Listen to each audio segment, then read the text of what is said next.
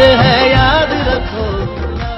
अस्सलाम वालेकुम, आप देख रहे हैं PA न्यूज HD और मैं हूं आपके होस्ट सादिया बतूल। शामिल करते हैं आज की अहम खबरें। इस्लामाबाद पाकिस्तानी इमदाद की पहली खेप गजा भिजवा दी। 100 टन अशिया खुराक, बच्चों के लिए दूध और अद्वियात भी शामिल हैं। मजीद 100 टन इमदाद भी जल्द रवाना की जाएगी। पाकिस्तान ने गजा के मसलूम अवाम के लिए मजीद इमदादी सामान रवाना कर दिया।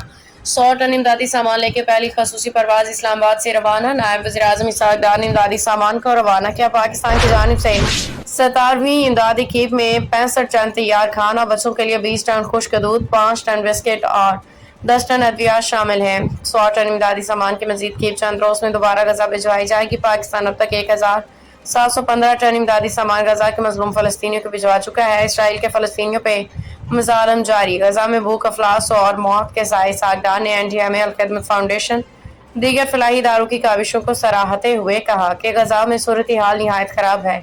बच्चे भूख के बायस शहीद हो रहे हैं। मजलूम फलस्तीनियों के लिए इमदादी अशिया के बगैर रुकावट तरसील चाहते हैं।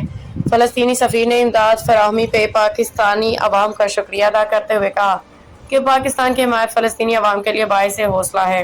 न्यूज स्टूडियो से अब तक के लिए इतना ही। मजीद खबरों और अपडेट्स के लिए देखते रहिए PA न्यूज HD।